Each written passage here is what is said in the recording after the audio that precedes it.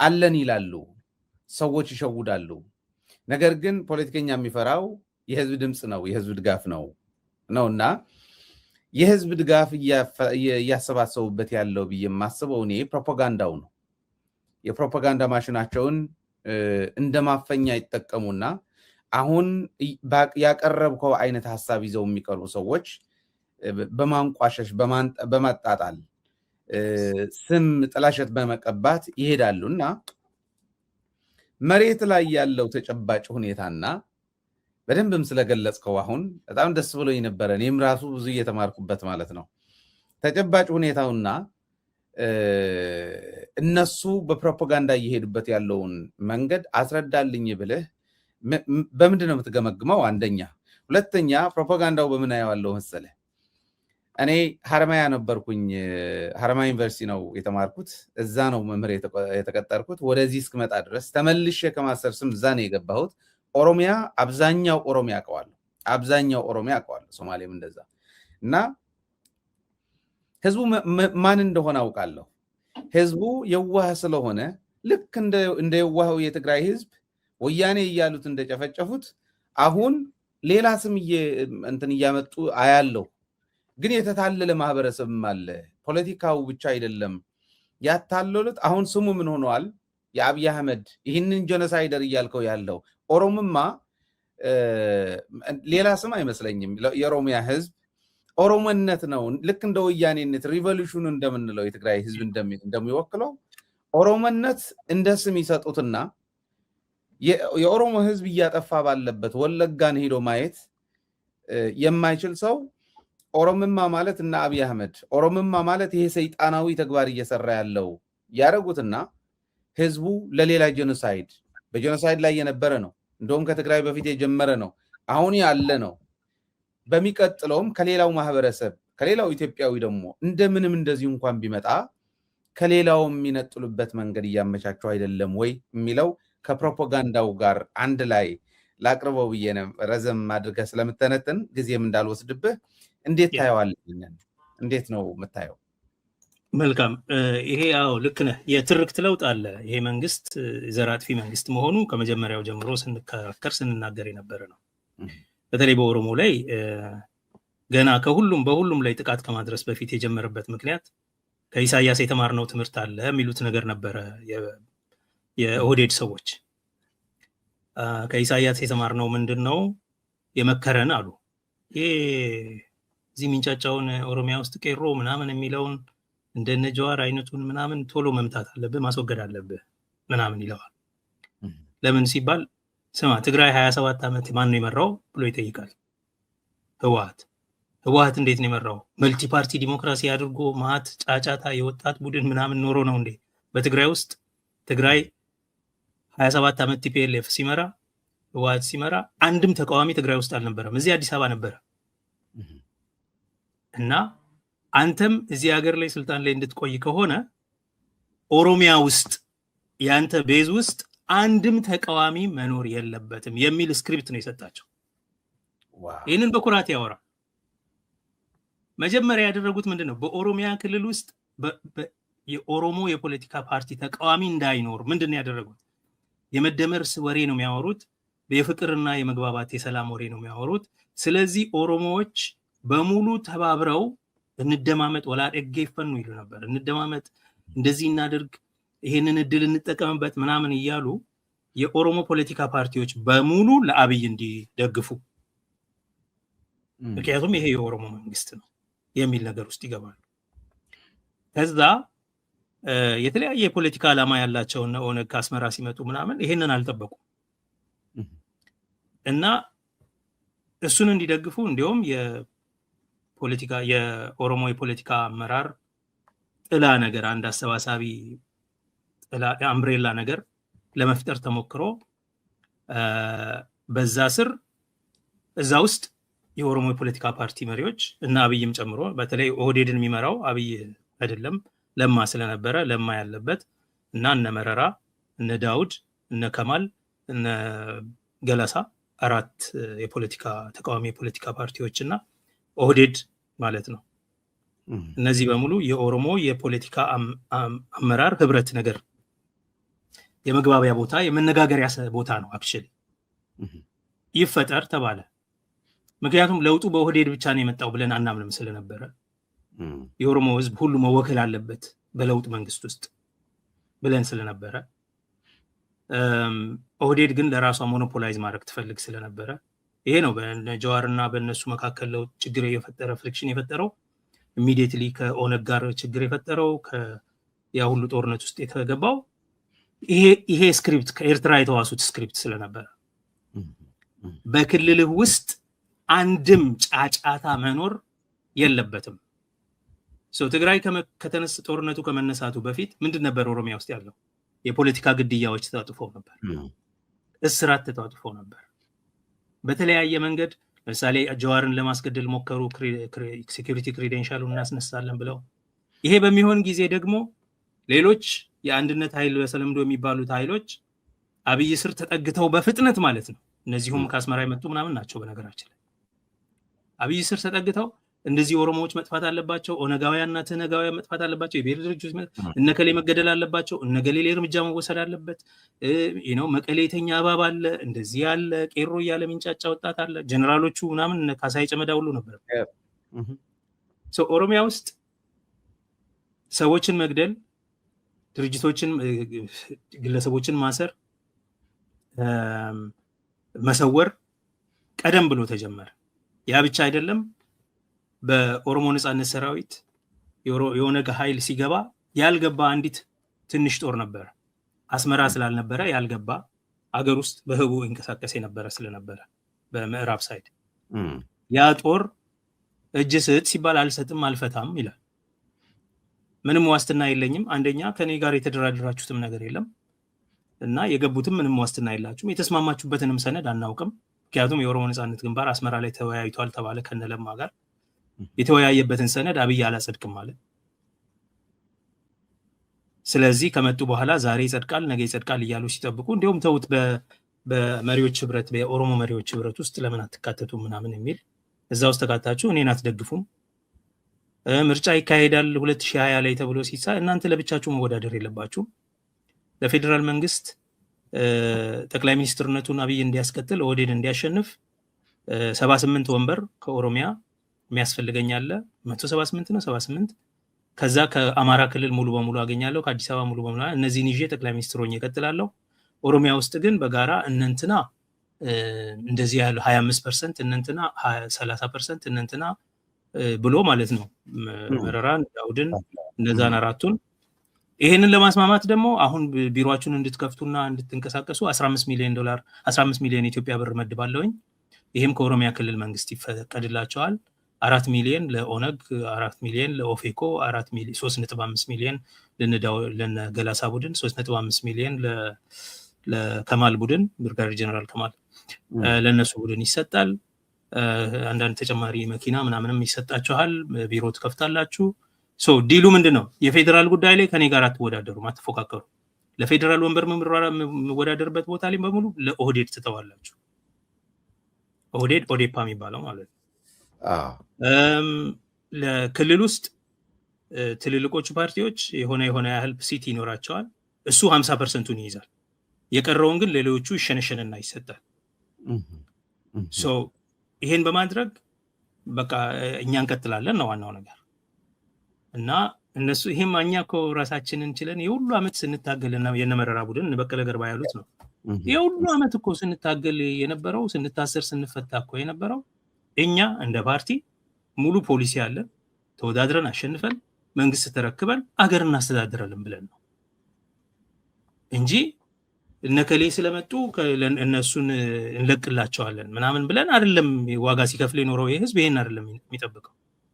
በዲሞክራሲያዊ አግባብ ሁላችንም በነፃነት ተወዳድረን ያሸነፈ ይምራ። በኋላም ለእስርና ለእንግልት የተዳረጉት ይሄንኑ ስላሉ ነው። ይሄን ደፍረው የተናገሩት አካፋቸው የወጣቸው ታሰሩ። ዝም ያሉት አልታሰሩም። የምታውቀው ነው። ያው ቀሩ ነበሩ። ያ ሁሉ ነገር እየሆነ ያልታሰሩ ነበሩ። እኔ በወቅቱ ይሄንን ነገር አውጥቼ የኦሮሞ ትግል በችርቻሮ ንግድ በአብይ እጅ እንዲገባ መፈቀድ የለበትም። እኛን ይሄንን እንላለን እንተቻለን። ይሄ በተለምዶ ኢትዮጵያኒስት የሚባለው ኃይል አሁን ኦሮሞማ እያለ ትርክት ቀይሮ የሚዘምትብን ኃይል በወቅቱ የአብይ ዋና ጨብጫቢ ሆነው እኛን እንደ ጽንፈኛ እንደ ጠላት አድርገው ሲዘምቱብን ነበር። እንድንታሰር እንድንገደል ምናምን ይሉ ነበረ። የሚችሉትን ያህል አስገደሉ። የሚታሰረው ታሰረላቸው። እኛ ውጭ ሀገር ስለሆነን ከውጭ ኤክስትራዲሽን ለዚህ ሀገር ጠቅላይ ሚኒስትር ለሁለቱም ተጽፏል። ለሞሪሰን ተጽፏል፣ ለማልከም ተጽፏል። በወቅቱ ለሁለቱ መንግስታት እና ያንን ሁሉ ሞክረዋል። ተከሳሽ ነበርኩ ከነ ያኔ መሪዎች የታሰሩ ጊዜ እነ ጀዋር እነ ልደቱ ምናምን ሲታሰሩ ያ ሁሉ ሆነ። አልሆነም። ጥሩ ሀገር መንግስት ስለሆነ እንደዛ እናየውም ብለው ዝም አሏቸው። ሰው የመለሰላቸውም የለም። በዛ ምክንያት እኛ አልታሰርንም። የሆነ ሆኖ ሄዶ የትግራይ ጦርነት አንገታቸውን ሲይዛቸው መጨረሻ ላይ ተገደው እስረኞቹ መፍታት ግድ ሆነ። እስረኞቹም የትግራይ ጦርነት ስልጣንን ያሳጣሃል፣ ስልጣንን እንዳታጣ ከፈለክ እኛን ፍታና እኛ እንዲህ እናደርጋለን፣ ኦሮሚያ ውስጥ ስልጣንን አታጣም አይነት ተደራድረው ነው የወጡት። ከወጡ በኋላ አፋቸውን ዘግተው የተቀመጡት ምናምን የምታውቀው ነው። ይሄንን መንግስት ዛሬ እነሱ አሸብሽበው የዘር ማጥፋት ዘመቻ በኦሮሚያ በትግራይ ያዘምተው፣ በነገራችን ላይ ሌሎቹ ጋር ችግር የላቸው ኦነጋውያንና ትህነጋውያን እያሉ ሁለቱ ላይ ነው የሚያነጣጥሩት በተደጋጋሚ የአገር እነዚህ የጻፉት ህገ መንግስት፣ እነዚህ ያመጡት ፌዴራሊዝም፣ እነዚህ የጫኑት የብሔር ፖለቲካ፣ እነዚህ ሁሌ እንደዚህ ነው ንግግሩ። አሁን ያኔ አንድ ላይ ያዘመቱ ማለት ነው። የትግራይ ጦርነት ሲካሄድ መጀመሪያ ኦፒዲዮ ምንድን ነው ያሉት የኦህዴድ ሰዎች? ቆይ እዚህ ኦሮሚያ ውስጥ ያለውን ጦርነት በ2 ሳምንት እንጨርሳለን፣ በ3 ወር እንጨርሳለን፣ በእንዲህ እንጨርሳለን እያሉ ብዙ ነገር አደረጉ። መንደሮችን አቃጠሉ ከነሰው በረትን ያቃጥላሉ፣ ጫካ ያቃጥላሉ፣ ሰዎችን ይደፍራሉ፣ ወንድ ህፃናትን ሳይቀር ይደፍራሉ፣ ቤት አቃጥለው እየጨፈሩ ቪዲዮ ይነሳሉ። ይህን ሁሉ ስንናገር የዛን ጊዜ የለውጥ የድሮ ስርዓት ናፋቂ ሁሉ ማለት ጀምረው ነበር። እንደዚያ ነበር የሚሳለቁት። ከዛ ኦህዴዶች አዩና እንደማይጨርሱት ሲገባቸው ቆይ እንቅፋት የሆነን ሌላ አለ። ህወሓት ነው እንግዲህ እሱ እንቅፋት የሆነን በኦሮምኛ ወረጉፉኑት ተይቱ ጅራ ከንሳኒ ፍኔት ዴቢና የነዛን ጨርሰን እንመጣለን። ከዛ ትግራይ ዘመቱ። ትግራይ ሲዘመት አሁን ይሄንን በኦሮሞማ ስም የሚዘምቱበት ሰዎች ምንድን ነበር የሚሉት? የጁንታው ይለቅ እንጂ የማዳጋስካሩ እዳው ገብስ ነው ይባል ነበር። ምን ያህል አዘሪንግ እንደሆነ የማዳጋስካሩ ኦሮሞ ማዳጋስካር እንደዚህ አይነት ፉከራዎች ነበሩ። ይሄ በዝም ብሎ ከተራ ሰው አይደለም። የፓርላማ አባል የነበረ ሰው፣ ትልቅ ባለስልጣን፣ የፓርቲ አባል ምናምን ሰው የነበረ ሰው እንደዚህ አይነት ንግግሮች ሲናገሩ ነበር። እኛን ያኔ ቆይ እነዚህ ይለቅ እንጂ ጁንታውን ጨርሰን እንመለሳለን ላንቺ ምናምን ነበር የሚባለው። አንድ ነው ጦርነቱ በመሰረቱ። እኔ ለዛ ነው ይሄ ጦርነት ስሪቱም መሰረቱም አላማውም ግቡም አንድ ነው።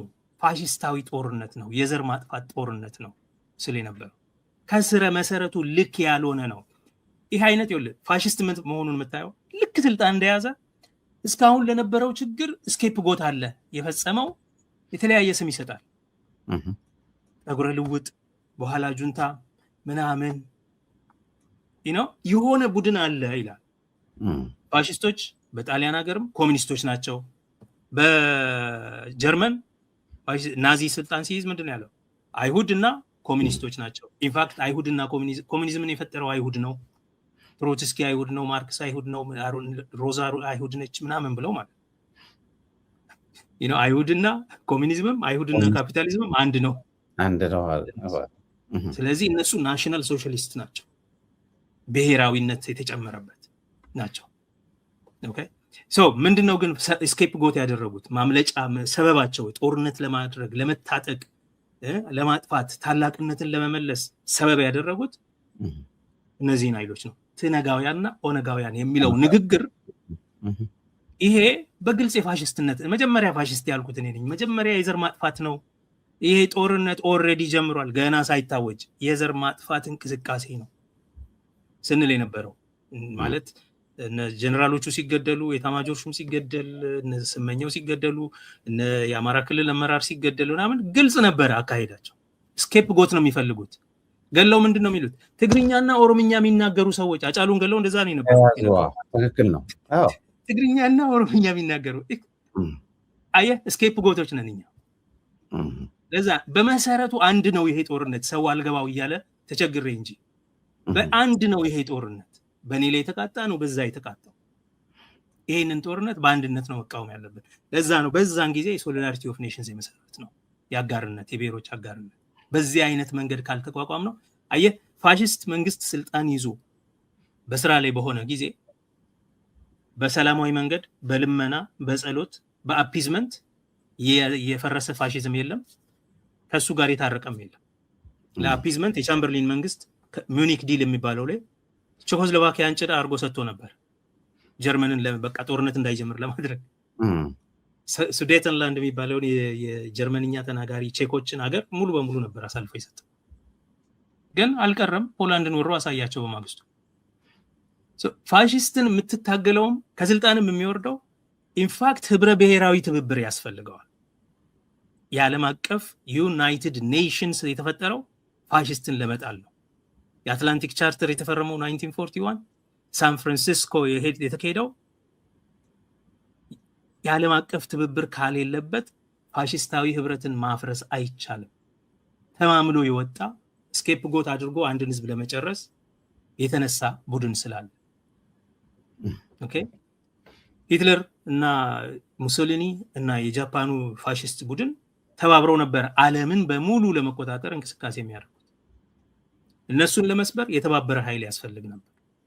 የኢትዮጵያ ታሪካዊ ዘራጥፊዎችና ዛሬ ለስልጣን ብሎ ዘራጥፊነትን የሚያራምደው የአብይ ቡድን ፋሽስታዊ ህብረት ነበር ያደረጉት። በጋራ ስኬፕ ጎት ፈልገው በቫዮለንስ ብቻ ደግሞ እነዛን ስኬፕ ጎቶች ማጥፋት ፈልገው የተንቀሳቀሱ ማለት ነው። የችግሩ ሁሉ መፍትሄ ጀዋር ነው። አጫሉ ሞቷል፣ ጀዋር ይቀረናል። ኦነጋውያንና ትህነጋውያን እነንትና ነበረ እንቅስቃሴ በሙሉ ማደጋስካራውያን ነው። እነዚህ ጁንታዊ ታሪካዊ ጠላቶቻችን ነው። የግብጽ ቅጥረኞች በምን ሂሳብ ነው ለግብጽ ግድቡን ከሸጠ በኋላ አሳልፈው ከሰጠ በኋላ ህወሓት ነው ግድቡን ሊመታ ከግብጽ ጋር ተባብሮ ምናምን ይሏል። በኋላ ደግሞ እነሱ አሁን የአገር ጀግና ግድቡን የጨረሱ ምናምን ተብለው ይነገራሉ። የግድቡን ባለቤቶች የገደሉ ሰዎች ማለት ነው፣ ጀማሪዎች የግድቡን ነው። ይሄ ስላለ መተባበር የግድ ነው። ምክንያቱም ያለ ዓለም አቀፋዊ ትብብር ያለ ብሔሮች አጋርነት የወደቀ ፋሽዝም የለም። ለዓለምም የምንጮኸው ያኔ እንደዚህ እያልኩኝ የምንጮኸው የነበረው ለዚህ you can't stop it። በተራ የፖለቲካ ትግል አይደለም። ይሄ ካላጠፋህ የማያቆም ነው። ኦኬ፣ ስለዚህ በትብብር መቃወም አለብን ብለን እናምን ነበር። ናው ይሄንን ቡድን በዚህ መንገድ እየተቃወም ነው ቆይተን ልክ ከፕሪቶሪያ ስምምነት በኋላ የኃይል አስተላለፉ ሲቀየር ወዲያውኑ ዞር ተብሎ ያኔውኑ እነ ኤርሚያስ ለገሰ ዛሬ ለብልጽግና እንደሚያሸበሽቡቱ ያኔውኑ ነው የኦሮሞማ መንግስት የሚለውን ቃል ያመጡት ማለት ነው። እየተከፈላቸው ስለሚያሸበሽቡ እሱ ምንም አይገርምም። አዝማሪ ድሮም እንደዛ ስለሆነ ማለት ነው።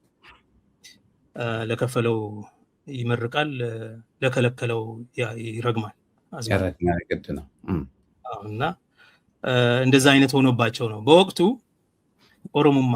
እና ያስቀኝ ነበር እኔ እንደዚህ አይነት አይዲዮሎጂካል ፍሬሚንግ እንደሆነ ኔሬቲቭ ፍሬሚንግ እንደሆነ ብዙም ኦሮሞማ ማለት ኦሮሞነት ነው። what the hell is wrong with these people? ጭራሽ እንዲሁም ታሪካዊ ትንተና ሊሰጡት ብለው አንድ መምህርት ምናምን የምትባል ልጅ ኦሮሙማ ኡማ የሚለው የአረብኛ ቃል ምናምን ሁሉ ብለው በቃ ቴሮሪስት ለማድረግ አንቲሴሚቲክ ነው ምናምን ሁሉ ያልተባለ ነገር የለም። exactly እኔ በጣም ያስቀኝ ነበር። ግን ሄዶ አሁን ኦሮሞነት እንደ ወንጀል እንዲቆጠር እያደረጉት ነው። እሱ ነው የኔ ፍርሃት። ወያኔነት ወንጀል ተደርጎ ነውር ተደርጎ ወያኔ ሲባል እኮ ስም አይደለም፣ የሆነ ነገር አትሪቢዩት አይደለም እየተነገረ ያለው የሆነ ወንጀለኛ ቡድን የሆነ ካቴጎሪ ነው ኦልሬዲ ተደርጎ ይነገር ነበር። እሱም አልበቃ ብሏቸው ነው ሌሎች ስሞች እነ ጁንታ ምናምን የተፈጠሩት ማለት ነው በኋላ። ሶ እንደዚህ አይነት የዘር ማጥፋት ኔሬቲቭ ፍሬሚንግ እያመቻቹ ነው። ለምን ኢህአዴግን የሚመሩት በበላይነት ይመራሉ ይባል የነበረው የህወሓት ሰዎች ተጋሮች ስለሆኑ የነሱ መንግስት የወያኔ መንግስት ነው። ኦኬ የኢህአዴግ መንግስት ማለት ይተናነቃቸው ነበር እኮ ወያኔ ነው። የኢህአዴግ መንግስት 4 ቡድኖች የተዋቀሩ እነዚህ ኦፒዲዎች ዛሬ ያሉት ሰዎች የነበሩበት ኦኬ በአዴን የነበረበት እነሱ የነሱ ሰዎች ዛሬ አሁን ከአብይ ጋር እየታገሉ መከራ የሚያዩት ማለት የነበረበት ነው። ግን አየህ ስኬፕ ጎት ለማድረግ ገና ቀድሞውኑ የኢህአዴግ ምናምን የሚለውን ቶ ወያኔ ማለት ደግሞ ጭራቅ ነው። መመታት፣ መገደል፣ መጥፋት ያለበት ነው። ለራሳቸው ለመግደል ለማጥፋት ጀስቲፊኬሽን እየፈጠሩ ነው። ገባህ? አሁንም እንደዛ ነው። አሁን በስልጣን ላይ ያሉት ሰዎች ኦሮምኛ ተናጋሪዎች ስለሆኑ ይሄ መንግስት ኦሮሞማ ነው። ወያኔ የሚል የለማ ምን ይደረግ? ኦሮሞማ ትለዋለህ። ከዛ ኦሮሞማ ደግሞ መጥፋት ያለበት ነገር ነው፣ ምክንያቱም ጭራቅ ነው። ይሄ አይነት የትርክት ለውጥ ይታያል። ይሄንን ለፕሮፓጋንዳ ዓላማ እየተጠቀሙበት ያሉ ሰዎች አሉ። ምን ያህል ይሳካል ላይሳካም ሌላ ጉዳይ ነው። የሆነ ሆኖ ዞሮ ሄዶም የመጨረሻው እንዲህ አይነቱ አካሄድ ሌላ የዘር ማጥፋት ምዕራፍ ለመክፈት ነው። ያ ደግሞ ለማንም መፍትሄ አያመጣም። ዛሬ እየተጠቁ ላሉትም መፍትሄ አይሆንም። ኢንፋክት ዛሬ ጥቃትን የሚደርስባቸው ጋር እንዳንተባበር፣ ምክንያቱም ነገ ካራው ወደ እኔ ሊመለስ ስለሆነ ማለት ነው። ዛሬ ለነሱ በበቂ ድምፅ እንዳንሆን የሚያደርግ ነገር ነው። ይሄ ማለት ደግሞ ተራ ጊዜ ጠብቀው ደግሞ እነሱ አንተ ላይ ሊመለሱ ነው ማለት ነው። ስለዚህ በራሴ ላይ ካራ እንዲመዘዝ ከአንድ ቡድን ጋር ለምን ቆማለሁ? ይሄ ምን እድል ይሰጣል? እነሱን ስትጠራጠር የዚህን መንግስት እድሜ ደግሞ ታራዝማል። ለዚህ ነው በእኛ በአጋርነት ውስጥ ጊዜው አሁን አይደለም የመፈራረጅ ተለያይቶ የመቆም የመለያየት ጊዜው፣ ሁሉ ነገር ጊዜ አለው። ጠቢቡ ሰለሞን እንደሚል ማለት ነው የመግደልም የጦርነትም የሰላምም ጊዜ አለው፣ የመለያየትም የመቀራረብም ጊዜ አለው። እና የመለያያው የመራኮቻው የመወነጃጃያው ስኬፕ ጎት የመደራረጊያው ጊዜ አይደለም። እንደሱ ካደረግን ይሸማቀቃል። አንተ ኦሮሞማ ነው ጠላቴ ስትለው ኦኬ ለእኔ ጠላት ታሪካዊ ጠላት ፋኖ ነው ማለት ነው ብሎ እዛ ጥግ ይዛል። ዛሬ እኔ እንደ አንድ ኦሮሞ አክቲቪስት የኦሮሞን ህዝብ ከፋኖ ጋር ተባብረን ይሄንን መንግስት መጣል አለብን ብትለው በስማም ጭራሽ ለፋኖ ሊያስጨርሰን ነው ምናምን ነው የሚባለው። በየጊዜው የሚጠየቅ ጥያቄ ቀላል ህርድል አይደለም። we can't get through this because እንዴ በግልጽ እየነገሩ እኮ ነው እንፈጃለን እያሉኝ ይላል። ደግሞ በተግባር አድርገው ያውቃሉና አድርገው ታይተዋል፣ ተሳትፈውበት በተለያየ ደረጃ አንገት ቆርጠው ሰንጠልጥለው ሀገር ሲዘፍኑ የነበሩ ናቸው። ያው ሰው በሳት ሲያቃጥሉ የነበሩ ናቸው። 100 ሺዎችን አፈናቅለው እኛ ተፈናቀልን ብለው ሲጮሁ የኖሩ ናቸው። ይታወቃል። አሰቃቂ ግድያ እና ይሄን የሚፈራ ህዝብ ጋር ገብቷል። አንተ ደግሞ አሁን ኦሮሞማ መንግስት ነው ብለህ አንድን ህዝብ በሙሉ ማንነቱን ጠላት አድርገህ ስታስቀምጠው እንዴት በየ ይላል። አይ እነዚህም እንዳንተው እየተጠቁ ነው አብረን እንታገል ብለህ ስትነግረው አረባክ ከገዳዮቼ ጋር ልታገልና ደግሞ ነገ እነሱ ይግደሉኝ ነው የሚል። ይሄ አይነት መጠራጠር የመከራ ዘመናችንን ያራዝማል እንጂ ያለብንን ችግር አይፈታም። ስለዚህ እኔ ላይ ወደፊት ከሚደርስብኝ ጥቃት ለመጠበቅ ዛሬ ከገዳዩ ስር ገብቼ እሱ ሲገድል ዝም ማለት ነው ያለብኝ ማለት ነው። ይሄ ለህሊናም ልክ አይደለም። ዛሬ እነሱን የገደለው ድሮ ሲገልህ ነበረ፣ አሁንም እየገደለህ ነው፣ ወደፊትም ይመለሳል። የጊዜው ጉዳይ ነው። መደበቂያውን አንተ እንጂ ለጊዜው መጀመሪያ የጀመረው እኮ ይሄን አይነት ጦርነት ባንተ ላይ ነው። መደበቂያው ስለሆነ እኮ ነው። አሁን አየህ በፊት የአማራ ሊቃንን ያስከትል ነበረ፣ ዋና ደጋፊ ነበሩ። እነሱ ገሸሽ ሲሉት ከትግራይ ጋር ምንም ድጋፍ እንደማይኖረው ሲያቅ መደበቂያው የኦሮሞ ህዝብ ሆነ ማለት ነው። መንግስት ራሱ የኦሮሞ መንግስት ነኝ ይላል ለኦሮሞ ሲያወራ። ወደ ውጭ ሲያወራ እነዚህን በጎች እኮ እኔ ማረጋቸውን አውቃለሁ ብሎ ደግሞ ይላል። ከኢትዮጵያኒስቶቹ ጋር ሲያወራ። ኦኬ ስለዚህ ኦሮሞ ብቻ ያለው ኮንስቲትዩንሲ ሲመስለው ይሄው እኔ እኮ በኦሮሞነቴ ነው እያጠቁኝ ያሉት ኦሮሞማ የሚጠሉ እነዚህ ታሪካዊ ጠላቶቻችን ምናምን እያለ በኦሮምኛ ሌላ ነገር ያወራል ማለት ነው። ራሱን የኦሮሞ መንግስት ነኝ ማለቱ የኦሮሞማ መንግስት አይደለም እሱ የኦሮሞ መንግስት ነኝ ኦሮሞማን ይፈራል ይጠየፋል እና የኦሮሞ መንግስት ነኝ ስለሚል ህዝቡ ደግሞ ማን ነው የሚበስብኝ ብሎ ካልኩሌት ያደርጋል። አይ መርህ አይደለም አሁን ይሄኛው እየገደለኝ ነው መነቀል አለበት ግን ቆይ እሱን አጥፍተን እናንተን ጠራርገን ወደ ማደጋስካር የሚልህ ካለ ነው እኮ እንደዛ ነው አሁን ያለው መፈክር እንደዛ ትክክል ነው። ሌብሊንጉ እኔ ኦሮሞማ ብለው ሲያመጡት ያ ወደ ማህበረሰቡ ሲገባ ነገ የሚመጣብኝ ያ ከሆነ ማህበረሰቡ ሁሉ እኩል ንቃት ደረጃ የለው ገብቷል የሚወራው ነገር ነው የሚለው ኦኬ ሌላው ቢቀር ከነሱ ጋር ለመተባበር ፈቃደኛ አይሆንም። ይሄኛውንም ባይወደው እንኳን ዝም ብሎ ነው የሚቆም። ቀላል አይደለም። አጋርነትን ለማበረታታት በትግራይና በኦሮሞ መካከል የቀድሞ በጊዜ የነበሩ በደሎችን በማንሳት ያንን ቁርሾ በመፍራት በመጠራጠሮች ነበሩ። በነገራችን ላይ ዩናይትድ ፍሮንትን ለማሰባሰብ ዛሬ አጋርነት ለማሰባሰብ ስንሞክር እንደዚሁ አይነት እርስ በርስ መጠራጠር አለ። እንግዲህ ይሄ በሊቃን ደረጃ ያለ መጠራጠር ከሆነ ህዝብ ደግሞ ሁሉ ሰው የሙሉ ጊዜ ስራው አድርጎ ፖለቲካን አይከታተልም። የመርህንና የህልውናን ጥያቄ የመርህንና የጊዜያዊ የስልትን ጥያቄ ምናምን ልዩነት አያውቅም።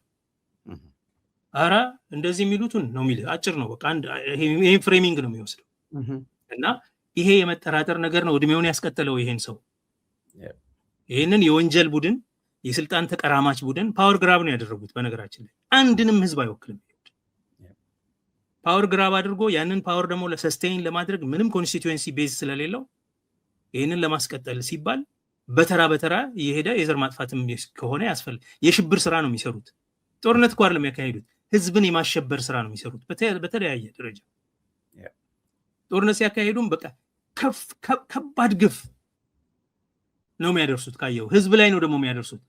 ጦረኛው ላይ አይደለም፣ ተዋጊው ላይ ከነሱ ጋር እየታገለ ያለው ላይ አይደለም፣ ተራው ምስኪኑ ህዝብ ላይ ነው ሄደው አስፈሪ ግፍ ያደርሱና ደግሞ ይኮራራሉ። በሶሻል ሚዲያ ይለቁላል። ራሳቸው ናቸው ሊክ የሚያደርጉት ባይዘው ተጠያቂ የሚያስደርገው ነገር ለምን ህዝብን ማሸበር ስለሚፈልጉ። ይሄ ነው ሙያቸው የነሱ ክህሎት። ይሄ ደግሞ እንዲቀጥል ያለምንም መከልከል እንዲቀጥል ያደረገው የጎንዮሽ መጠራጠር እርስ በርስ ስላለ። ለምንድነው ይሄ ሆነው?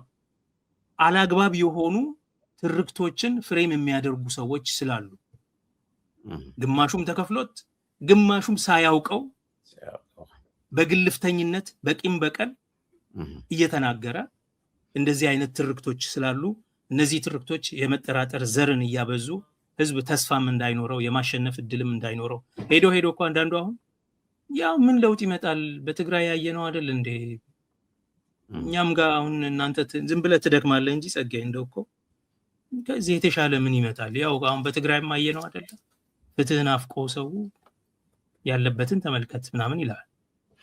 ይሄ ምን ማለት መሰለ ተስፋን የትውልድን ተስፋ ማግደል። ፖለቲካ ያለ ተስፋ አይሆንም። ለውጥ አገር የሚሞተው አንድ ትውልድ የፖለቲካ ተስፋና የኢኮኖሚ ተስፋው ሲሞት፣ የኢኮኖሚ ተስፋው ሲሞት አገር ጥሎ ይሄዳል፣ ይሰደዳል። ሰርቼ ይሄን አግኝቼ ልጆቼን መግቤ አስተምሬ መኖር እችላለሁ የሚል ተስፋ ሲያጣ ይሄ ተስፋ ወዳለበት አካባቢ ይሄዳል፣ ዋጋ ከፍሎ ይሰደዳል። የኛ ልጆች አሁን እየሆኑ እንዳሉት በሩቅ ምስራቅ በመካከለኛው ምስራቅ በሱዳን በሊቢያ በረሃ መከራ ያዩ እንደሚሰደዱት ኤርትራም ተመሳሳይ ነው። የፖለቲካ ተስፋ ሲያጣ ሁለት ነገር ይሆናል።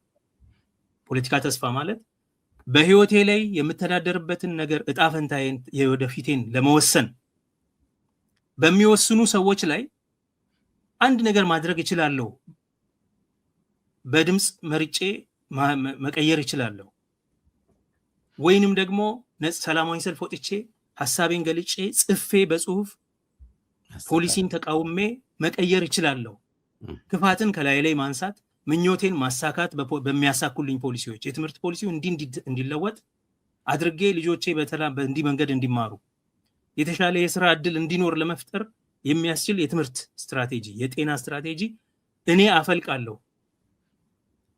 ይሄንን የሚቃረነውን ደግሞ በድምጽ የተከራክሬ አስቀራለሁ የሚል ተስፋ ሲኖር ይሄ ዲሞክራሲ የሰብአዊ መብት የሚከበርበት ቦታ እና ዝም ብዬማ ግፍን አላይም፣ ዝም ብዬማ ኑሮዬን የማይቀይር ነገር አልመለከትም፣ ኑሮዬን የከፋ እንዲያደርግ ግብር እንዲጭንብኝ ይሄን ግብር አስቀራለሁ፣ ይሄን ማድረግ እችላለሁ ብሎ ተናግሮ ተሰባስቦ ተደራጅቶ መንቀሳቀስ የማይችል ትውልድ ተስፋው የፖለቲካ ተስፋው ሞቷል ማለት ነው። የፖለቲካ ተስፋው አንድ ትውልድ ሲሞት በፖለቲካ አግባብ ኦኬ ተወዳድሬ አሸንፌ ወይም ደግሞ መርጬ ጥዬ የራሴን ሐሳብ የሚደግፉ ሰዎችን ሹሜ የሚልበት አቅም ያጣ ጊዜ አንድ ትውልድ ምን ያደርጋል? አንድ ወደ ወንጀል ስራ ይገባል፣ ወይም በኃይል የመቃወም ስራ ውስጥ ይገባል። አሁን ኢትዮጵያ ውስጥ ምን ታያለ? የሰው መጠለፍ ጠለፋ ኖርማል ነገር ሆኗል። ሰው ይታፈንና ይወሰዳል። ከዛ በኋላ ብር ይጠየቃል። ማንም ግድ አይሰጠው። አንዳንዴ የሚጠልፉት ታጣቂዎች የነጻነት ታጋዮች ሁሉ ይመስላሉ። ግን አካውንት የሚሰጡት የመንግስት የኢትዮጵያ ንግድ ባንክ አካውንት ነው የሚሰጡት። እዚህ ውስጥ አስገቡልኝ እየተባለ ፖሊስ ጋር ስትሄድ እኔ ባንክ አይፈቅድልንም ፕራይቬሲ ይላል። እንዳደጋገር ወንጀለኛ እኮ ነው ወንጀል እኮ ነው አዳምጠው ብትለው ፕራይቬሲ አይፈቅድልኝም። ለሱም ደግሞ የሆነ ያህል ብር መስጠት አለበት። ይሄ እስከ መቼ ይቀጥላል ይሄ ነገር? መንግስቱ ከረንሲው ሞቶበት፣ ኢንፍሌሽን በስቶበት፣ ይሄ ያላግባብ ለጦርነት የሚያወጣው ወጪ በስቶበት፣ ለዚያውም በኮንትሮባንድና በዝርፊያ የሚያደርጋቸው ገንዘብ ነው እኮ የሚያኖረው። በኮንትሮባንድ በድራግ ንግድና የተለያዩ ዲሎች አሏቸው ከሜርሲነሪ ጋር በሚያደርጉት ዲሎች። ከባንክም ሁሉ ላይ ዘርፋሉ፣ ከባለ ሀብቶች ዘርፈው፣ ከቤተክርስቲያንም ጭምር ዘርፈው አሁን ሰሞኑን ሰርተን ከፍላለን ያሉበት አስታውሳለሁ። ሰሞኑን በዚህ አይነት ሁኔታ ባለ መንግስት ስርዓት ውስጥ ኢኮኖሚው በዚህ ደረጃ እየደቀቀ ባለ ስርዓት ውስጥ የትውልድ የፖለቲካ ተስፋ ሲመነምን ኢትስ ኖ ወንደር እኮ በመቶዎች የሚቆጠር ጦር ይዞ የነበረ ጫካ የቀረው የኦሮሞ ነጻነት ሰራዊት ዛሬ በመቶ ሺዎች የሚቆጠር ጦር አለው። ጥቂት የነበሩት የፋኖ ታጋዮች ዛሬ በብርጌዶች በሺዎች በአስርት ሺዎች ምናልባትም መቶ ሺዎች የሚቆጠሩ ናቸው። ታዲያ ምን ማለት ነው? አሁን ስታስበው 100 ሺህ በላይ ጦር ኦሮሚያ፣ 100 ሺህ በላይ 150 ሺህ 250 ሺህ የሚደርስ ጦር በትግራይ ካለ ትውልዱ እኮ እና ደግሞ ጠንካራው የትውልድ አካል ነው ወደ ጦር የሚገባው አቅም ያለው ብሪሊየንት የሆነው የተሻለ ምርታማ ሊሆን የሚችለው አምራቹ ትውልድ ሙሉ በሙሉ ሌላ ነገር ላይ ነው ያለው ማለት ነው። ያ ጦር ዛሬ እየተዋጋ ይኖራል። ጦርነት ሲያቆም ግን ምን እንደሚሆን አያውቅም። ስራ ያስፈልገዋል፣ ኑሮ ያስፈልገዋል፣ ትምህርት የሚያስፈልገው ትምህርት ይማራል፣ የሆነ ነገር ማድረግ አለበት። ስራ ማትሰጠው ከሆነ ያ ጦር በጦርነት ጊዜ እሺ ጦርነት ነው ትለዋለህ፣ ጀስቲፋይ ታደርገዋለህ፣ ለትግል ለነጻነት ነው። በሰላም ጊዜ ግን ወንጀለኛ ነው የሚሆነው። ይሄ ደግሞ በትግራይ ታይቷል። ወንጀል ተበራክቶ በመቀሌ ምናምን የታየው ከሰላም ጊዜ በኋላ በፊት አልነበር። ከየት መጣ ብትል አንደኛው እና አብይ አገሩን በተያዙት ጊዜ እስረኞችን ለቀዋል። ተራ ወንጀለኛን ማለት ለቀንበታል ብለው ደግሞ ፎክረው በነጻነት ያወራሉ እንደ ሙያ። አንድ አገር የሚያስተዳድር መንግስት ወንጀለኛን ለቆ ለቀንበታል ብሎ የሚያወራበት ሀገር ማለት ኦኬ። አንደኛው እሱ አለ። ሁለተኛ ደግሞ የተቸገረ ሰው በዛ። ስለዚህ ምን አማራጭ አለው? አየህ፣ ሙሉ የተዘረፈ አገር ውስጥ 100 ሺዎች የሚቆጠሩ ወጣት አምጥተህ ምን ይሁን የት ይሄድ? ሙሉ ተወድሟል እኮ። ሰብል ከማሳ ላይ ወድሟል፣ ንብረት ተዘርፏል፣ ቤቶች እያንዳንዳቸው ተጎርጉለው ወጥተዋል። ሰው የሚበላው የሚቀምሰው የሚጠጣው ከሌለው አማራጭ የለውም፣ የኃይል ተግባር ውስጥ ይገባል። The structural violence produces physical and personal violence. structural violence መዋቅሩ ያገሩ የኢኮኖሚና ፖለቲካ መዋቅር የፈጠረው ቫዮለንስ ነው እኮ። ያ ረሃብ፣ ያ ሲጅ ቫዮለንስ ነው። structural violence ማለት ይሄ ነው። ያ የወለደው ፐርሰናል የሆነ ቫዮለንስ ይከሰታል ማለት ነው። it's unfortunate በእንደዚህ አይነት ዑደት ውስጥ እንድንቀጥል ያደርጋል። ስለዚህ አሁን ብዙ ሰዎች አገር ይፈርሳልና አገር የሚፈርሰው አንድ ትውልድ ተስፋ ሲያጣ በዚህ ሀገር ላይ ተምሬ ሰርቼ ህይወቴን አሻሽዬ ልጆቼን አስተምሬ መኖር እችላለሁ ቤት ሰርቼ ምናምን ማለት ሲችል አንድ ሀገር ይቀጥላል ማለት ነው። የሚቀጥለው ትውልድ ነው። አገር እኮ የሚቀጥለው በትውልዶች ነው እንጂ እንዲህ በካርታ አይደለም የሚቀጥለው እኮ በድንበር አይደለም የሚቀጥለው ሀገር። ልክ ይሄ ተስፋ ሲሞትና በዚህ ሀገር ላይ ምንም እድል የለኝም ሲል ሀገሩን ትቶልህ ይሄዳል። አንተ ባዶ መሬት ምን ያደርግልሃል? ማን አለው ይላል።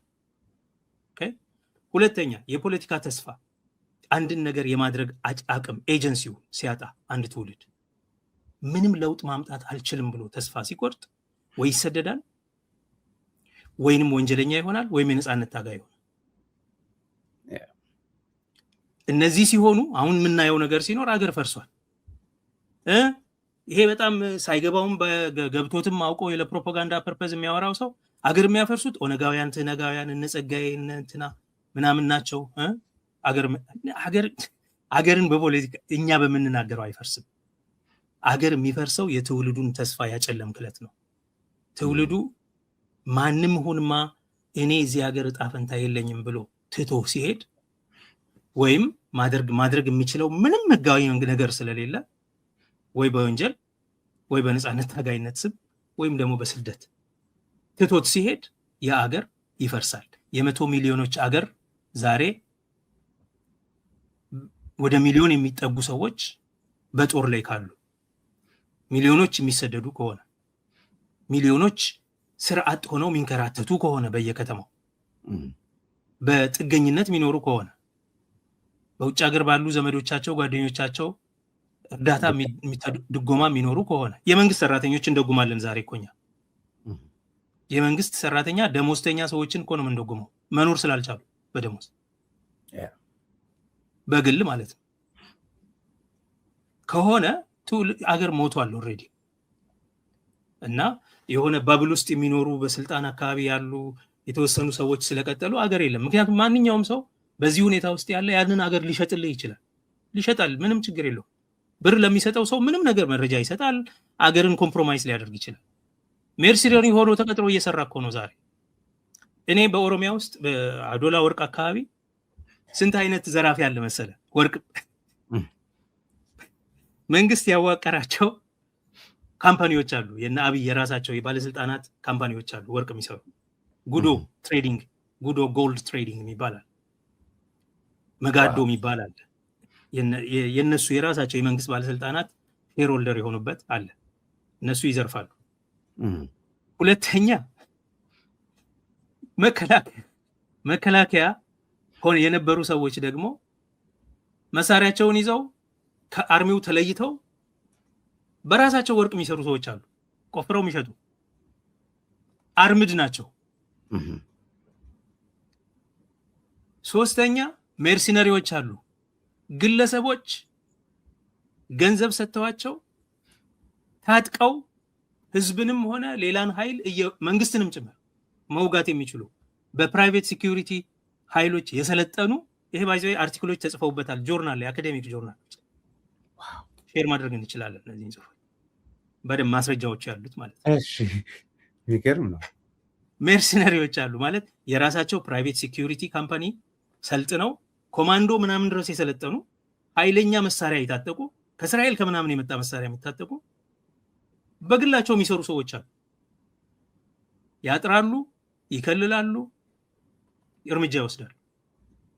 ከዛ አውጥተው በኮንትሮባንድ ኬንያ ያደርሳሉ። ከኬንያ ዱባይ ይሄዳል፣ ዱባይ ይጠራቀማል። እነሱ በኮንትሮባንድ የሚሸጡትን አንዳንዴ ሲፈልግ የአብይ ቡድን ደግሞ በኮንትሮባንድ ይገዛል።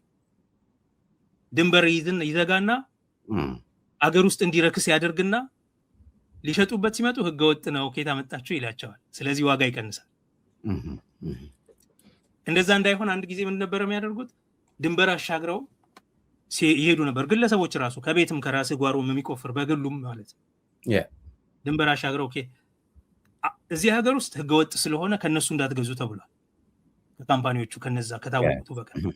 ስለዚህ አማራጭ ስለሌለው በእግሩ ምንም ብሎ ኬላ ወጥቶ ሌላ ቦታ ይሸጣል። አሁን ኬላውን ዘግተው እንዳለ በኬንያ በኩል አንድ ሰሞን ገብቶ ሰራዊት ምናምን ይባላል። እንዲህ ያሉ ነገሮች ጨዋታዎች ነው ያሉት። አብይ የኬንያን መንግስት ኮንስክሪፕት ያደርጋል ሲያስፈልግ ይዘጋና እዚህ ውስጥ ማት አክተሮች አሉ። ሙሉ ጥናቱ አስደናቂ ነው ያለው ተሳታፊ ማለት ነው። ማን እንደሚገድል ሁሉም የታጠቀ ነው። እንደ ኮንጎ ውስጥ በዳያመንድ ንግድ ላይ እንደነበረው ችግር ሌሎች ቦታ እንደነበረው አይነት ነገር ተፈጥሯል አሁን ኢትዮጵያ ውስጥ። ይሄ በኦሮሚያ ጉጂ ዞን አካባቢ ያለ ነው፣ ደቡብ ማለት ነው። ኤሜራልድ አለ፣ እሱን ቻይኖቹ ይበዘብዛሉ። ቻይኖቹ የሚመጡት ለሌላ ፕሮጀክት ነው፣ ደግሞ እዛ ጋር ሌላ ነገር ይሰራል። ምንድን ነው ከላይ እነሱም ጋድፋዘር ጠባቂ አለው። አየህ እያንዳንዱ ሰው ቤተመንግስት የየራሱ ላይን አለው የሚከላከልለት። ህጋወጥም ህጋዊ የሆነም ብዝበዛ አለ እዚህ ውስጥ። ሜርሲነሪ አለ። አሁን የሁሉ ሜርሲነሪ ከየት ነው የሚመጣው ካልክ የፖለቲካ ሆነ የኢኮኖሚ ተስፋ የሌለው ወጣት በብዛት አለ።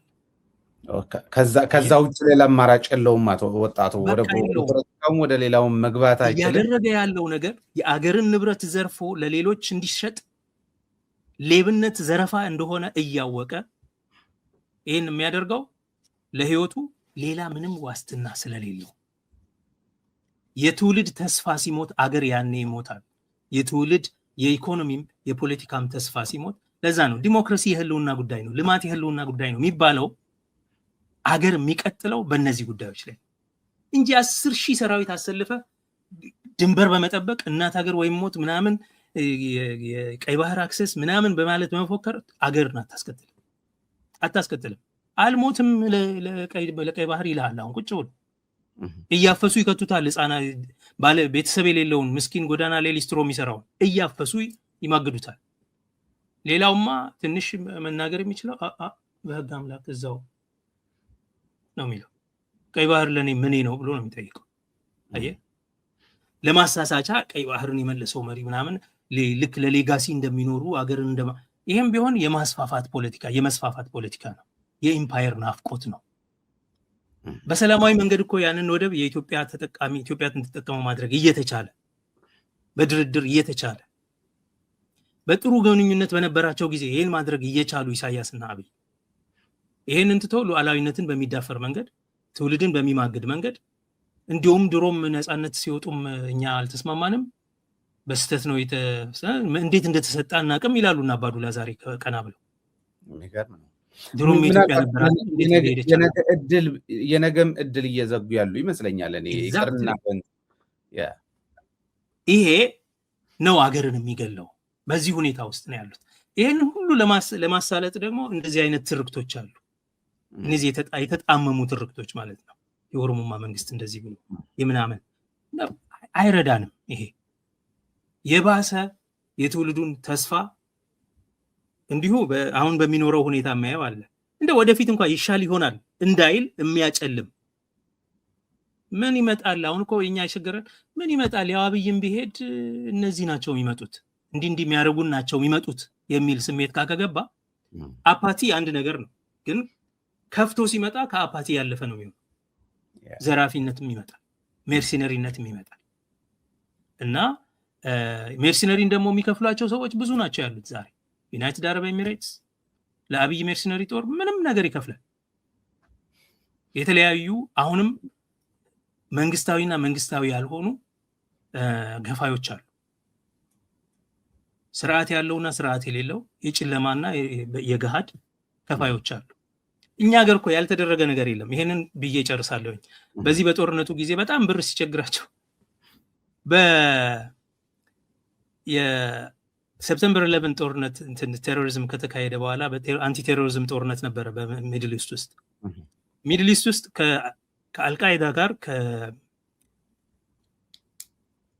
ከቢንላደን ጋር ግንኙነት አላቸው የሚባሉ ካምፓኒዎች ምናምን ዶላሮች ፍሪዝ ተደርገው ነበር። ማአት ሚሊዮን ገንዘብ ማለት ፍሪዝ ተደርጎ አንዳንዶቹ እነዛ ዶላሮች መዘዋወር አይችሉም ነበር በዓለም አቀፍ ገበያ ላይ። እነዛ ዶላሮች በትግራይ ጦርነት ጊዜ ኢትዮጵያ ውስጥ ይንቀሳቀሱ ነበር። እንዴት ምናምን አጠይቀኝ። ሶርሶቼ የደህንነት ሰዎች ስለሆኑ እነሱ ደግሞ ብዙ መረጃ ግልጽ አድርገው አይሰጡም። ምንጭ ከ2001 ጀምሮ ፍሪዝ ተደርገው ኦኬ በአደባባይ ለንግድ እንዳይውሉ የተደረጉ የሚድል ኢስት ገንዘቦች ማለት ነው ዶላሮች ኢትዮጵያ ውስጥ ይሰሩ ነበረ። ብዙ ሰው አይገባውም። እንዴት ነው የዓለም አቀፍ ከረንሲ ይባላል። ለውጭ ክፍያ አይጠቀሙበትም እንጂ ሀገር ውስጥ የተዘረዘረ ስራ ይሰራበት ነው። ከ20 ዓመት በኋላ ከ10 ምናምን ከ20 ዓመት በኋላ ይህንን መጠቀም ይሄ ነው ጥልፍልፍ የሚያደርገው ነገሩን። ሰው አይ ቲንክ የፖለቲካ አክቲቪስቶችም የፖለቲካ ተዋናዮችም ፖለቲከኛ ነን የሚሉ ሰዎችም እነዚህን አይኖቻቸውን ገልጠው ወደፊትም ፊታቸው የሚጋረጠው አደጋ ምን አይነት እንደሆነ በማየት መንቀሳቀስ አለባቸው እና ትንሽ ልቀት ያለው የአመራር ብቃትም ሊደርሺፕ ትራንስፎርማቲቭ ሊደርሺፕ የሚያስፈልገው ነገሩ አሁን እኛ ሜዳ ውስጥ ብቻ አይደለም፣ እዛ እኛ ጋር ብቻ አይደለም፣ ምስራቅ አፍሪካ በአጠቃላይ ሚድል ኢስት አካባቢ ሁሉ ብዙ ነገር ሄዷል እና እነዛ ገንዘቦች በምን መንገድ መጡ? ኦፊሴላዊ በሆነ መስመር ከሳውዲ መንግስት ወይም ከተለያዩ ሀገሮች መንግስታት አልመጣም። ኦብቪየስሊ በትልልቆቹ ሰዎች ፈቃድ፣ ግን በግለሰብ ደረጃ የመጡ ይመስለኛል እና ግለሰብ ሊቀጥር ይችላል ዛሬ በኢትዮጵያ ውስጥ። እሱን ተወው። እኔ እናንተ በምንልከው ብር ለእኛ በጣም ሎያል የሆኑ ሰዎችን ማስቀመጥ እንችላለን ኢትዮጵያ ውስጥ። እኔ እናንተ በምንልካት $150 ሌላ ሰው አይደል። ብዙ ሰው ሎያልቲ መግዛት ትችላለህ። ሩቅ አይደለም ዛሬ። ለምን ችግሩ ነው እንደዛ የሚያደርገው? ገብቷል? ችግሩ ምንም አማራጭ የእውነቴን ነው የምልህ። የሚበላው የሌለው ሰው አለ ዛሬ።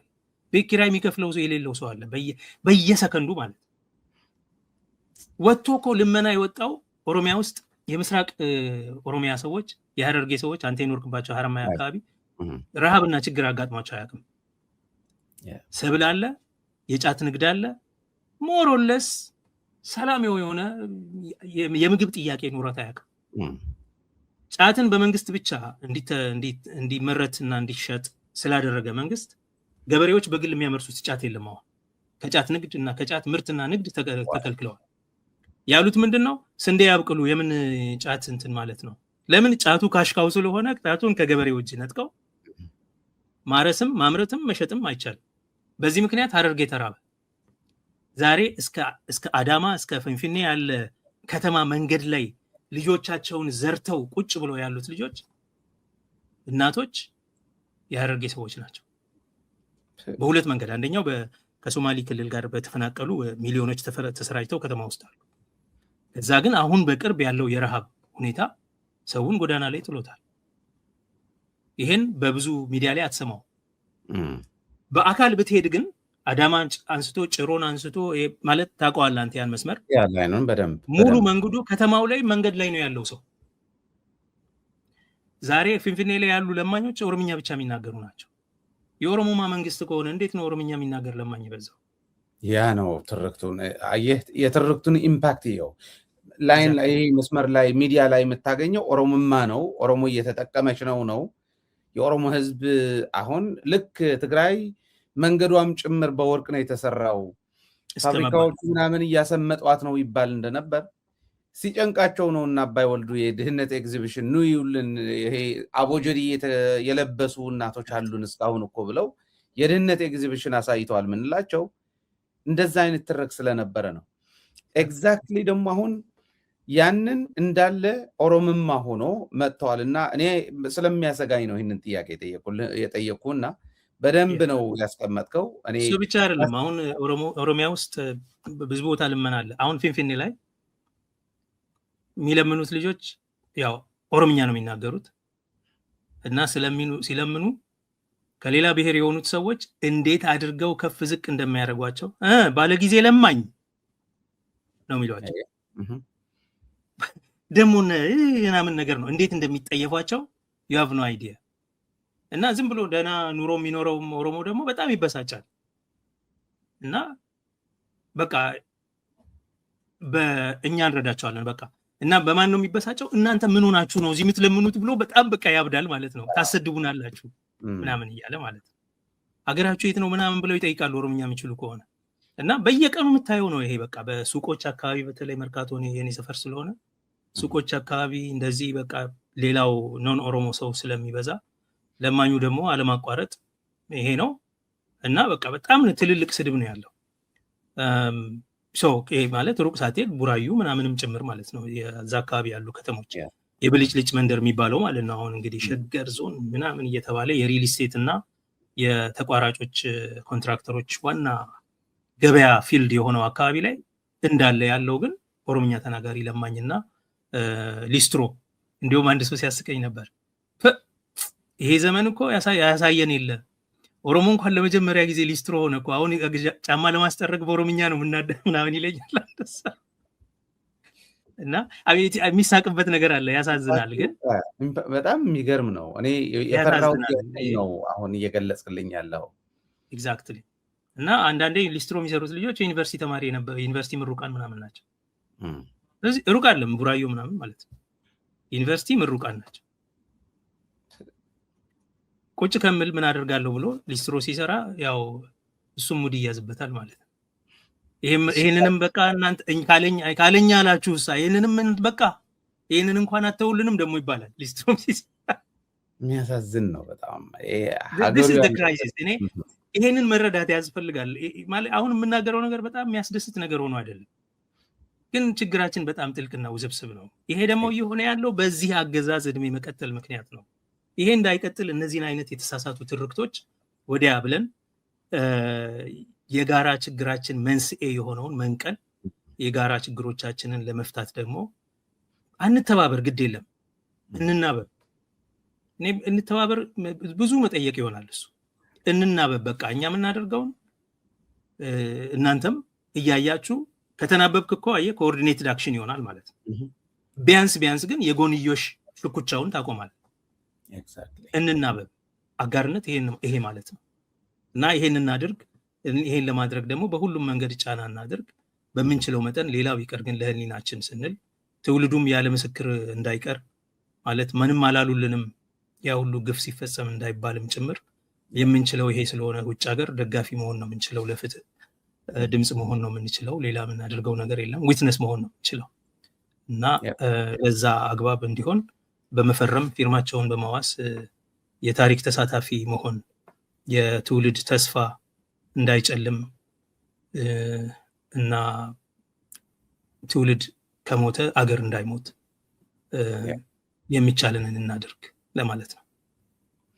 ዶክተር ጸጋዬ በጣም እኔ ዛሬ እንኳን ይሄ ጥያቄ ያልቀረብኝ የመጨረሻ የጠየቅኩት ማለት ነው። ያኛው እንዳልከው እንደ ሚዲያ እኛ አሁን ባስተላለፍከው መልእክት ብቻ እዚሁ ከስር ዲስክሪፕሽን ላይ ስለጻፍነው ብቻ ሳይሆን በተከታታይ ይበቃል እስኪባል ድረስ እንሄድበታለን። እኛ ሌሎች ሚዲያዎችም እንደዛ እንዲሄዱ እናደርጋለን። እኛ ትልቅ ታሪክ ነው እየሰራችሁ ያላችሁት። አሁን ያልከው የገባህን ያክል ባይሆን በተወሰነች አሁን ያልካትን እንዲረዳ ለማድረግ ሰው ከባድ ነው። አሁን ያልካቸው ጥያቄዎች ስለሆኑ ህዝቡ ያለበት ጥያቄው የመኖርና ያለመኖር ጥያቄ ሆኖበታል። ይህንን ሰምቶ ሌክዠሪ ነው ብሎ የሚያልፍ ሰውም ዛሬ እንደማልኖር እያወቅኩኝ ለነገ ብዬ እንዴት አስባለሁ በሚልበት ሁኔታ ሆነን ነው ይህንን እየሰራችሁ ያላችሁት እና ታሪክ ነው። እንዳልከው ነገ የምትወቀሱ ሰዎች አይደላችሁም። እኛም ሌሎችም እንዳንወቀስ ዛሬ ማድረግ ያለብን አትሊስት እንናበብ ያልከው በጣም ትልቅ ቃል ነው። የጋራ ፈተናችን በጋራ ነው ማስወገድ ምንችለው። ይህንን ለማድረግ መናበብ መቻል ትልቁ ለቀጣይ ትውልድ ምንተውለት ይሄ ነው መሆን ያለበት እና ጥያቄውም እንዲሁ ወድቆ እንዳይቀር ማድረግ ብቻ በጣም ለህዝባቸው ማድረግ የሚችሉትን መጥተው እስኪያደርጉት ድረስ ማቆየትም አንድ ትልቅ ነገር ስለሆነ እናደርገዋለን ብዬ ነው የማምነው እና እግዚአብሔር ያክብርልኝ። ከልብ ነው የማመሰግነው። ረጅም ጊዜ ወስደን ነው ያየናቸው ጥያቄዎቼ። ክብረት ይስጥልኝ። መልካም ጊዜም ይሁንልህ። እኩለ ሌሊት ሆነዋል ኦልሞስት ወስደን። የትግል አካል ነው። አመሰግናለሁ ስለሰጠኸኝ እድል። እግዚአብሔር ያክብርልኝ። ሌላም ጊዜ እንዳስፈላጊነቱ እየተገናኘን እንደዚህ መረር ያሉ ሀሳቡ ጉዳዮች ላይ መናገር ያስፈልግ ከሆነ ለመገኘት ፈቃደኛ ነኝ። ለዛሬው ግን እጅግ በጣም አመሰግናለሁ። ያክብርልኝ። ያክብርልኝ። እኔም ክብረት ይስጥልኝ። ይህንን አስተላልፈን ደግሞ ምናልባት ከዚህም ጋር የተያያዙ ጥያቄዎች እንደሚመጡ እርግጠኛ ነኝ። ትልልቅ ጉዳዮች ነው ያነሳ ነው፣ በአንድ ጊዜ የሚያልቅ አይደለም። እንደምንገናኝ እኔም በደንብ የምተማመንበት ነው። መልካም ጊዜ ይሁንልህ ዶክተር ጸጋዬ። አመሰግናለሁ። መልካም ክቡራትና ክቡራን፣ እንደተከታተላችሁት ከዶክተር ጸጋዬ አራርሳ ነው ቆይታ ያደረግነው። ቆይታችን በጣም ያማረ ነበረ። እኔም ብዙ ነገር ነው የተማርኩበት፣ ብዙ ነገር እንዳገኛችሁበት አልጠራጠርም። ዋናው መልእክት የዛሬ ያው እግረ መንገዳችን መጠየቅ ያለብኝ እንድጠይቅ ብዬ እንጂ ከስር ዲስክሪፕሽን ላይ ያለላችሁ የሊንኩ ማለት ነው የምትፈርሙበት፣ ይህንን ማድረግ አያስከፍላችሁ፣ ምንምም ጊዜ የሚፈጅ አይደለም። እኔ ፈርም ያለው የፈረሙ ሰዎችም በቀላሉ አድርገውታል። ይሄ ማድረግ ለነገ የምንለው አይደለም። እዚህ ላይ መደራደርም አይቻልም። ማድረግ ምን ትችላት ትንሿ ነገር ይችነች እና እንድታደርጉ እንድትፈርሙ በዚህ አጋጣሚ ጥሬን አቀርባለሁ። ነገም ከነገ ወዲያም እንደዚሁ ባስታውሳችሁ ቅር እንዳይላችሁ ማለት ነው። ሌላ ነገር ግን በቴሌቪዥን የምትከታተሉን ዩቱብ ቻናላችን ላይ ገብታችሁ ዲስክሪፕሽን ላይ ታገኙታላችሁ ሊንኩ። መፈረም አለባችሁ፣ ሚሊዮኖች መፈረም አለባቸው። ይህንን ማድረግ አለመቻል እንግዲህ ራስን መልሶ መጠየቅ እንድትችሉ ለእናንተ ልተው።